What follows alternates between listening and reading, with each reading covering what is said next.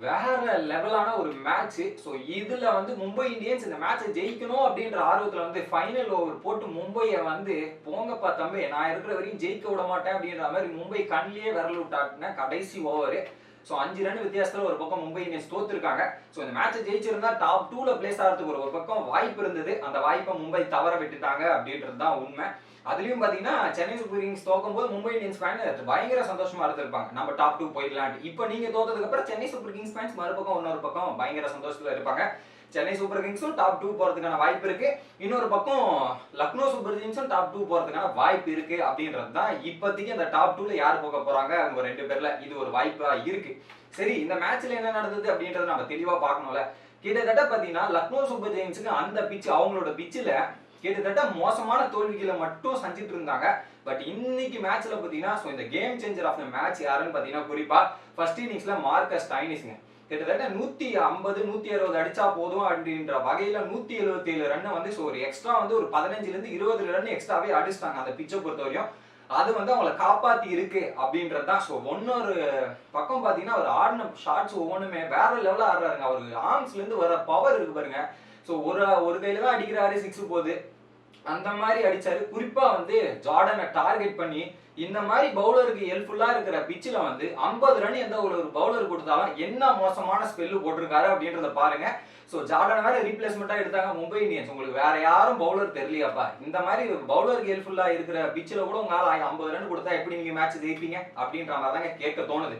So ஒரு பக்கம் பார்த்தீங்கன்னா பயங்கரமான பேட்டிங். குறிப்பா வந்து அந்த பவர் பிளேலயே 3 விக்கெட் போயிருச்சு, 6வது ஓவருக்குள்ளேயே 3 விக்கெட் போயிடுச்சு. அங்கிருந்து ஒரு பார்ட்னர்ஷிப்பை பில்ட் பண்ணது குருணால் பாண்டியாவுக்கு ஒரு கிரெடிட் கொடுக்கணும். என்னதான் மார்க்கஸ் ஸ்டாய்னிஸ் அடிச்சாலுமே குருணால் பாண்டியா அந்த இன்னிங்ஸை வந்து சப்போர்ட்டிங் ரோல் எடுத்துட்டு கடைசி வரையும் எடுத்துட்டு வந்து அவர் காலில் இன்ஜுரி ஆகி போயிட்டு அதுக்கப்புறம் வேற லெவலா கிழிச்சு தொங்க விட்டார் ஒரு பக்கம். டர்னிங் பாயிண்ட் எங்க நடந்ததுன்னு பாத்தீங்கன்னா ஃபர்ஸ்ட் இன்னிங்ஸ்ல அதுலயும் குறிப்பா வந்து ஜார்டன் போட்ட ஓவர்ல 24 ரன்.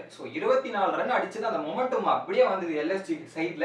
அந்த மொமெண்டத்தை எப்படியாவது ஜெயிக்கணும் அப்படின்ற ஆர்வம் இருந்தது. பட் செகண்ட் இன்னிங்ஸ் ஆரம்பிக்கும் போது ஒரு பக்கம் மும்பை இந்தியன்ஸ் ஆடின பேட்டிங்ல அந்த ஸ்கோரை வந்து எத்தனை ஓவர் 17 18 ஓவர்லேயே சேஸ் பண்ணுவாங்களோ அப்படின்ற நம்பிக்கை இருந்ததுங்க. ஏன்னா அந்த மாதிரி பேட்டிங் ஆனாங்க. ஒரு பக்கம் ரோஹித் சர்மாவா இருக்கட்டும் இல்ல இஷான் கிஷனா இருக்கட்டும் வேற லெவல் பேட்டிங் விளையாடினாங்க.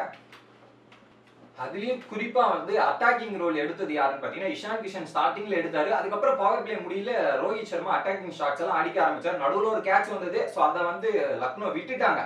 கிட்டத்தட்ட 10 ஓவருக்கே ஒரு 90 ரன் அந்த மாதிரி ரன் எடுத்துருவாங்க. கடைசி 10 ஓவருக்கு ஒரு 80 ரன் அடிக்கிறன்ற சுச்சுவேஷன்ல தாங்க இருந்தது. இத்தனையும் நோ லாஸ்ல இருந்து கடைசி 10 ஓவர்ல இந்த மாதிரி மேட்ச் வந்து தோத்தாங்கன்னா அது மும்பை இந்தியன்ஸ் பேட்டிங் சைட்ல இது மோசமான தோல்வி தான் என்ன பொறுத்தவரையும். அதுல மெயினா அந்த விக்கெட் அந்த டர்னிங் பாயிண்ட் எங்க திருப்பினாருன்னு பாத்தீங்கன்னா ஃபர்ஸ்ட் ரவி பிஷ்னாய் தாங்க. அவர் வந்து ரோஹித் சர்மாவோட விக்கெட், அடுத்ததா பாத்தீங்கன்னா ஹாஃப் செஞ்சுரி போட்ட யாரு இஷான் கிஷனோட விக்கெட். இந்த 2 விக்கெட் எடுத்ததுக்கு அப்புறம் பார்ட்னர்ஷிப்பே பில்ட் பண்ணல. மினிமம் பார்ட்னர்ஷிப்பே ஒரு 10ல இருந்து 15க்குள்ள தாங்க அந்த பார்ட்னர்ஷிப் பில்ட் ஆச்சு. கண்டினியூஸா விக்கெட் எடுத்துட்டே இருந்தாங்க. அதுதான் லக்னோவோட சக்சஸா இருந்தது. குறிப்பா அந்த சூரியகுமாரோட விக்கெட் வந்து ஸ்கூப் அடிக்க போய் கரெக்டா ஸ்டெம்ப்ல வாங்கினா இருப்பாருங்க. அதுதான் முதல் டர்னிங் பாயிண்ட். அதுக்கப்புறம் விக்கெட்டை செட்டில் டவுனே ஆகவில்லை. அந்த பிச்சை பொறுத்தவரையும் எந்த ஒரு புது பேட்டரும் ஸ்டார்டிங்லேயே வந்து அடிக்கணும்னா ரொம்பவே கஷ்டங்க. ஸ்டார்டிங்லேயே வந்து தெரியும், நீங்க நிறைய மேட்சஸ் பார்த்துருப்பீங்க லக்னோ ஸ்டேடியத்துல 130 140 அந்த மாதிரி லோ ஸ்கோர்ல இருக்கும்போது இந்த மாதிரி ஒரு பேட்டிங் ஆனது ஸ்டாய்னிஸ் ஒரு பக்கம்னா வந்தவனே அடிக்கணும்ன்ற இன்டென்ட் வந்து பண்ண முடியாது. அதுக்கேற்ற மாதிரி மும்பை பேட்டர்ஸ் ஒரு பக்கம் திணறிட்டே இருந்தாங்க. அதுலயும் பாத்தீங்கன்னா கிட்டத்தட்ட 5 ஓவருக்கு 50 தாங்க அடிக்கணும். அது 52 அடிக்கணும். ஆனா அந்த இடத்துல வந்து போட்ட லக்னோ பவுலர்ஸ் கிட்டத்தட்ட ஒரே ஒரு ஓவர் மட்டும்தான் 10க்கு மேல. ஃபர்ஸ்ட் ஓவர் வந்து 5 ரன் 6 ரன் 8 ரன் 19, லாஸ்ட் ஓவர்ல 5 ரன். இந்த மாதிரி ஓவரை போட்டாங்க. குறிப்பா வந்து 2 ஓவருக்கு 30 ரன் இருக்கும்போது கடைசி ஓவர்ல ஒரு 2 நோ பால் வந்துச்சு. 19வது ஓவர்ல 2 நோ பால்ல ஒரு 4 அப்படின்ற மாதிரி போயிட்டு ஒரு பக்கம் மேட்சை வந்து மும்பை கையிலேயே கொடுத்துட்டாங்க. கடைசி லாஸ்ட் ஓவர்ல 11 ரன் அடிக்கணுங்க. எந்த ஒரு பிளேயரா இருந்தாலும், ஏன்னா ஆப்போசிட்ல யார் இருக்குது, டிம் டேவிட் ஒரு பக்கம், மறுபக்கம் பாத்தீங்கன்னா கேமரன் கிரீன், 2 பேருமே டாப் ஆல்ரவுண்டர், பயங்கரமான பவர் ஹிட்டர்ஸ்.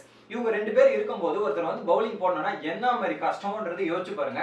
அதுலயும் வந்து போட்டாரு பாருங்க கடைசியில மோசின் கான், 6 பாலுமே ஏக்கரா போடியா நீ வைட் ஏக்கரா போடு, அதே லைன்ல போடுன்ற மாதிரி 6 பாலும் குச்சை பார்த்து நச்சுன்னு இறக்குனாரு. அந்த நச்சு மும்பைக்கு வச்சு அடின்னு அடிச்சா மாதிரியே ஆப்படிச்சிட்டார் ஒரு பக்கம்.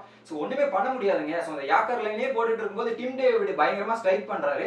பட் இன்னொரு பக்கம் வந்து கிரீனுக்கு வந்து அந்த ஸ்ட்ரைக் ரொட்டேஷன் வரல, யாக்கர்ல இந்த பிக் பண்ண முடியல. ஸோ அந்த பிச்சை வந்து ஸ்டார்டிங்ல அசஸ் பண்றது கொஞ்சம் கஷ்டமா இருந்தது. ஸோ எடுத்த உடனே அடிக்கணும்னா ஒரு பயங்கரமான கஷ்டம். பட் இன்னொரு பக்கம் கரெக்டா போராடிட்டு இருந்தார் ஒரு பக்கம் டேவிட். பட் மறுபக்கம் சப்போர்ட் வரல. அந்த பார்ட்னர்ஷிப்பும் பில்ட் ஆகாம கண்டினியூஸ் விக்கெட் விட்டதால தான் ஒரு பக்கம் மும்பை இந்தியன்ஸ் இந்த மேட்சை தோத்துருக்காங்க. ஸோ ஜெயிச்சிருவாங்க அப்படின்னு ஃபர்ஸ்ட் ஹாஃப் பார்த்தவங்கன்னா மும்பை இந்தியன்ஸ் ஜெயிச்சிருவாங்கன்றது எல்லாருக்கும் தெரிஞ்சிருக்கும். அதே செகண்ட் ஹாஃப் பார்த்தீங்கன்னா இப்படிலாம் நடக்குமா அப்படின்னு கேட்டீங்கன்னா பல ட்விஸ்ட் அண்ட் டர்ன்ஸ் எல்லாம் நடந்துட்டு இருந்தது. ஆனா கிரெடிட் கொடுக்கணுங்க, கடைசி 5 ஓவர் போட்ட எல்லா பவுலருக்குமே செமையா சொல்லலாம். ஏன்னா அந்த லைன்ல இந்த கரெக்டா எக்ஸிக்யூட் பண்ணிட்டு இருந்தாங்க. ஒரு சிலர் எரர்ஸ் எல்லாம் பண்ணியிருந்தாலுமே அதை கம்பேக் பண்ணது ஒருத்தர் தப்பு பண்ணிட்டாருப்பா, நான் அந்த மேட்ச் ஜெயிச்சு கொடுக்குறேன்னு அடுத்த பவுலர் வந்து கம்பேக் பண்ணாங்க பாத்தீங்களா, வேற லெவலுங்க. ஸோ இந்த ஐபிஎல்லை பொறுத்தவரையும் கடைசி வாரம் வரையும் யார் பிளே ஆஃப் போவாங்க அப்படின்ற ஒரு சஸ்பென்ஸோடய வச்சிருக்காங்க. நீங்க என்ன நினைக்கிறீங்க அப்படின்றத கமெண்ட் பண்ணுங்க. வீடியோ பிடிச்சதா